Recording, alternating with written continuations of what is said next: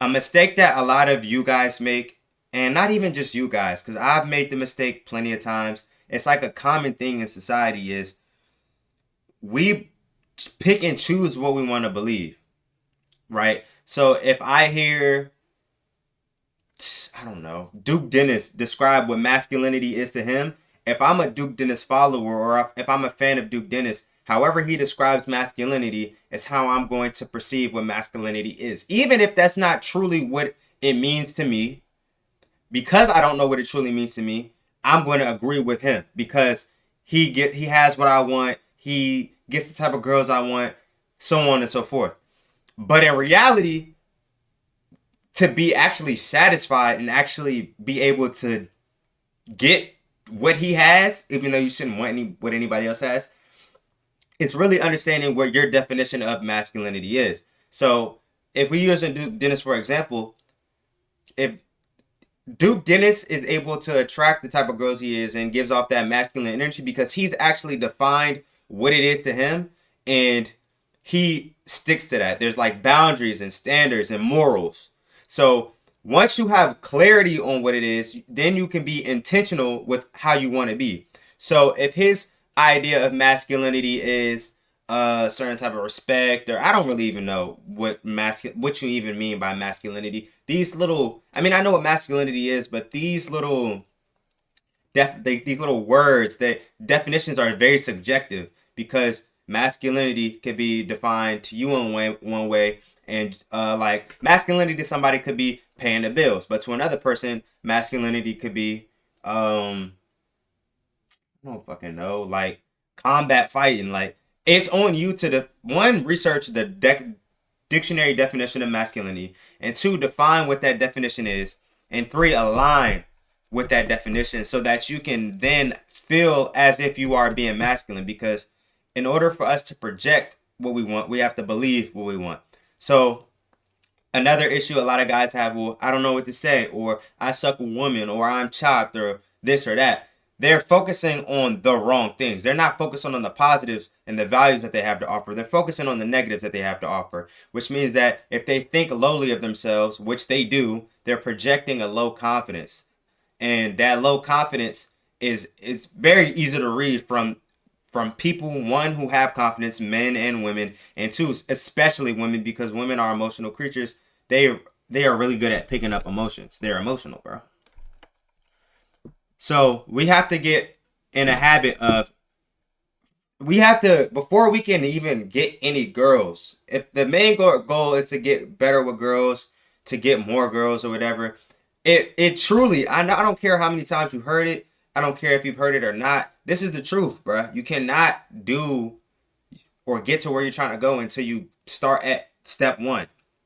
Step one is focusing on yourself. And to define what that is, that means is focusing on self-love, defining what that is to you. Understanding your self-value, respecting yourself, because when you love yourself and you value yourself and you respect yourself, you now know what it looks like. And when you deal with other people and they don't love, value, or respect you, you know to weed them out. Either they are showing me this love, value, or respect, or they're not showing me this love, value, or respect. I'm not giving them time of day. So when you don't have any of these, you accept anything from any person. And when you accept anything from any person, you're allowing yourself to be vulnerable to a lot of hurt. I mean, and you can't avoid hurt in this life. It is what it is. But you can definitely help yourself a little bit. Bro said, if you chop, you get no type of play. I just don't think that's true, bro. Chop is also a subjective, like has a subjective definition. You got the big niggas who be funny and they get girls. Look at Shaq with two Qs, for instance. He be with bad Jones. You got girls that like the chubby niggas. You got girls that like short niggas. Like, you thinking that looks are everything is the reason that you are limiting yourself from your ability to actually talk to girls. There's some girls who actually do not care about looks whatsoever. There's some girls who actually may think that chopped is actually kind of attractive to them. You ever heard a girl tell me something, I like medium ugly, or I like ugly dudes? Like, what I've recently noticed, and this is so true, I've been listening to a lot of videos and stuff on this as well.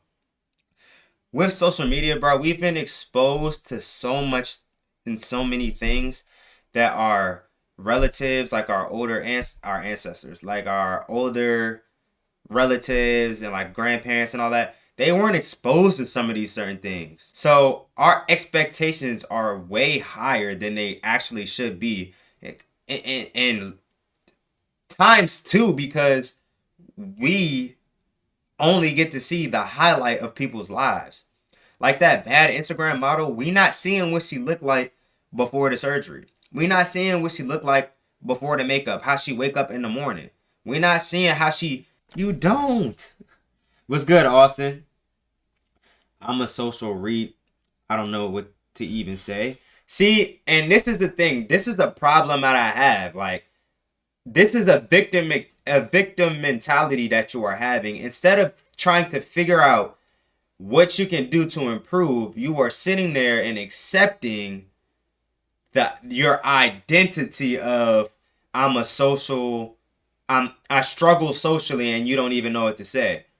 You're not the only person who struggles socially. There are, and trust me, I would know more than anybody because I talk to y'all every day. Y'all are in my DMs. Y'all are in my comments. Y'all be saying things that I don't agree with and things that I do agree with. Bro, anybody can learn to have a conversation. Anybody, do y'all know dating coach Y&D, Young and Disciplined? Do y'all know who that is? For those who know who that is, Young and Disciplined, he is autistic, or he has ADHD. One of them. Aren't they the same thing? He's autistic. He's on the spectrum. He has autism. But that doesn't stop him from getting the girls he wants and talking to the girls he wants. He doesn't use that as an excuse. A lot of y'all use y'all stuff, like make excuses, and I don't feel sorry for y'all. Like y'all are going to stay there if y'all continue to accept that y'all excuses. It all comes down to your identity. If you're identifying as a person who struggles socially and you don't know what to say, and you're not even trying to fix that, I don't feel bad for you at all. Autism and ADHD are not the same thing. Stop spreading misinformation. Thank you for correcting me and giving me the right information. He's autistic. He has autism. He might have both, if we're being honest. But Y&D, he didn't went on dates on YouTube videos. He didn't crack girls in the background with the YouTube videos. He didn't gave y'all advice. He didn't show y'all. Like, he didn't physically show y'all this is possible. How do I fix it then, bro? Thank you. That is the type of question we ask. We don't sit here and accept the negative things we believe about ourselves. Like, that is the worst thing you can do. That's why you're in the position that you are today. You are not the only person in the world that struggles with this. So stop feeling so sorry for yourself. I'm not sorry for you. You should never feel sorry for yourself. Now, how do you fix it? You fix anything. This is how I was able to improve myself. I invested in things that will help me get to where I want to go. So that means I bought books. I paid for Patreons. I paid for courses. You have to invest in yourself, because when you pay money, you pay attention. When we work for something and we actually invest it into something, we get attached to it. There's some type of connection that we have when we actually work hard for our money and then we invest it into something. We don't want to waste our money. So we actually take action on the things that we put our money into. And well, guess what happens when you take action? Oh shit, I thought I couldn't do this, but it's actually easier than I thought. Let me continue to do this. And then you'll have successes, and then you'll have failures, which isn't really failure, it's a lesson. I was listening to a book, and the guy in the story said, he gave a story about a guy who had diabetes, and every morning he drank water. That's how it started. He just drank water every day, and he walked to the mailbox every day. That was all the doctor told him to do. He did that for about a month straight.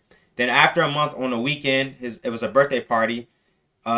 He overate and he drank, and he reverted back to his old ways, right? The next morning, he didn't drink his water like he had been the whole month, but he did walk to the mailbox. But as this is happening, he calls his doctor. He texts his doctor, said, "Hey, I failed. Can we talk?" The doctor said, "Pull up to the doctor's office." And the doctor said, "Did you drink your water this morning?" He said, "No." Then he said, did you take your walk this morning? And then he said, yes. And the doctor said, you didn't fail, you stumbled. Stumbling. You don't stop when you stumble. You keep going. It's just a little hiccup. You stop, or when you fail, you stop. Did you get it? You don't, when you mess up, it doesn't mean it's over. You didn't fail. You fail when you stop, but you can mess up. So a lot of y'all are scared to mess up because y'all are associating it with failure. You only fail when you don't do it in the first place, when there's no momentum going in the first place. When you fail, you improve. Yes, failure is a lesson, is a learning opportunity. I've learned to enjoy failure. There's joy in finding a solution. Like, it's nothing more satisfying than having a problem, working on the problem, struggling a little bit. Now, I don't enjoy the struggle, but it's a part of the growth. And then finally getting it, bro, this is exactly my journey from me not knowing what to say and talking to girls to me being able to talk to girls right now. To a point where I don't even have to think when I talk to girls. It's at a point where I feel like I can make a connection with damn near any girl I talk to. But it has not always been that way. So the first step I had to do was I had to, one, identify what my weakness was. Two, I had to invest into somebody or something that would help me with my weakness. Three, I had to take action on the information that I got. And four, I had to keep going even when I failed, to keep tweaking it. And that's exactly how I got to where I got today. All this information I have, all this wisdom I have, all this came from experience. All this came from understanding of me trying to get better, me understanding that if I don't fail if I mess up. I fail if I stop. You don't stop when you stumble, you stop when you fall. If you don't stop, you don't fall, you don't fail. So if you want to fix anything, that's my advice. If you want to fix your communication, if you want to fix anything you want to improve, you have to invest in yourself.